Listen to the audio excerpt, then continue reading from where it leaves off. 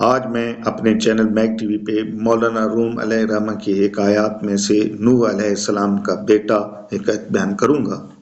اس سے پہلے کہ میں ان دوستوں سے گزارش کروں گا جنہوں نے ابھی تک میرے چینل کو سبسکرائب نہیں کیا وہ سبسکرائب کر لیں اور بیل آئیکن کو دبائیں اور ہو سکے تو آگے بھی شیئر کریں۔ روایت ہے کہ حضرت نوح علیہ السلام اپنی قوم کی نافرمانی سے بہت عاجز تھے۔ انہوں نے اللہ تعالیٰ سے دعا کی، یا الہی اس نافرمان قوم پر اپنا عذاب نازل فرما۔ اللہ تعالیٰ نے آپ علیہ السلام کی یہ دعا قبول کی اور ارشاد فرمایا کہ میں بہت جلد زمین پر ایک زبردست عذاب نازل کرنے والا ہوں، تو اپنے اہل و عیال کے لیے ایک کشتی بنا لے۔ حضرت نوح علیہ السلام نے اللہ کے حکم کے مطابق ایک کشتی تیار کر لی۔ مقررہ وقت پر جب طوفانی سیلاب آیا تو حضرت نوح علیہ السلام نے اپنے نافرمان بیٹے کو بھی کشتی میں بیٹھنے کو کہا، اے بیٹا اگر تو اپنی سلامتی چاہتا ہے تو ہمارے ساتھ کشتی میں آ جا، ورنہ پانی میں ڈوب جائے گا۔ کینان حضرت نوح علیہ السلام کا بیٹا تیراکی میں ماہر تھا اور وہ اپنی اس خوبی پہ بہت مغرور تھا۔ اس نے بڑی بدتمیزی سے اپنے والد محترم کو جواب دیا، اے نوح تو ہمارا دشمن ہے، ہمیں تمہاری اس کشتی کی ضرورت نہیں، میں فن تیراکی میں ماہر ہوں، میری شمع اندھیرے میں بھی روشنی کرنے کے لیے میرے پاس موجود ہے، پھر میں کیوں تیری شمع کی پرواہ کروں؟ حضرت نوح علیہ السلام نے کہا، بیٹا کلمہ بات اپنی زبان سے مت نکال، یہ طوفان عذاب الہی ہے، تیری تیراکی دھری کی دھری رہ جائے گی، تم اتنا نہیں تیر پاؤ گے، آخر کہاں تک تیرو گے؟ ہاتھ پاؤں کام کرنا چھوڑ دیں کہ یہ عذاب الہی ساری شمعیں بجھا دے گا اور صرف حق کی شمع جلتی رہے گی۔ بیٹا میری بات مان لو اور کشتی میں آ جاؤ۔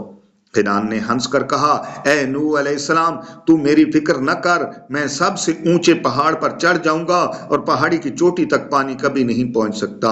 بیٹے کی یہ بات سن کر حضرت نوح علیہ السلام چیخ اٹھے، اے بے خبر ایسا مت کرنا، اس طوفان میں اونچے سے اونچا پہاڑ بھی مٹی کے ذرے کی طرح حقیر ہے اور اللہ اپنے دوستوں کے علاوہ کسی کو بھی اس عظیم عذاب سے نہ بچائے گا۔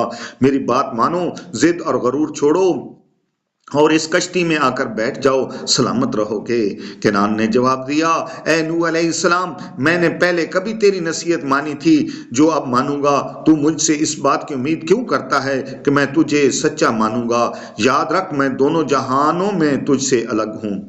غرض ہے کہ حضرت نوح علیہ السلام نے ہر طرح اسے اپنے بیٹے کو عذاب الہی سے ڈرانے اور سمجھانے کی کوشش کی مگر ناکام رہے۔ اس بدبخت نے بحث و تکرار جاری رکھی یہاں تک کہ ایک سرب فلک اور تیز و تند موج آئی اور کینان کا سارا غرور اس میں بہہ گیا۔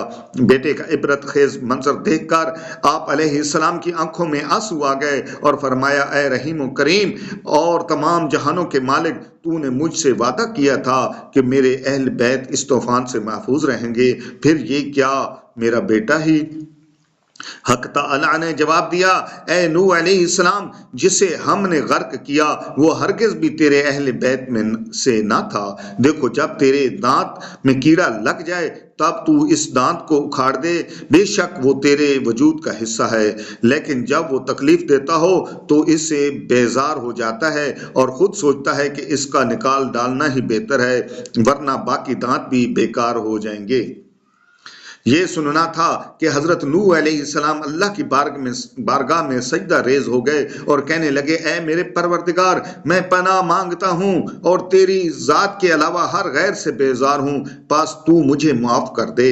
اللہ تعالیٰ نے ارشاد فرمایا، اے نوح جو اس طوفان میں غرق ہوا ہے وہ سب نافرمان تھے، مگر تو چاہے تو میں ان سب کو ایک ہی لمحہ میں دوبارہ پیدا کر دوں، لیکن ایک کینان کے لیے میں تجھے آزردہ نہ کروں گا، لیکن پھر کہتا ہوں وہ تیری اہل بیت میں سے نہ تھا۔ یہ ارشاد سنتے ہی حضرت نوح علیہ السلام نے عرض کیا، اے میرے پروردگار میں ایسا نہیں چاہتا، میں تو تیرے ہر کام میں راضی ہوں، اگر تجھے منظور ہو تو مجھے بھی اس عذاب میں غرق کر دے، میں راضی برضا ہوں، اگر تو مجھے ہلاک کر دے گا تو وہ موت بھی میرے لیے زندگی ہی کی طرح ہوگی، میں تیری ذات کے علاوہ کسی اور پر نظر نہ رکھوں گا۔ کہانی کا درس حیات یہ ہے کہ جو اللہ کے علاوہ کسی اور پر نظر رکھتا ہے وہ ذلیل و خوار ہو کر کفر میں مبتلا ہوتا ہے۔ جزاکم اللہ خیرہ۔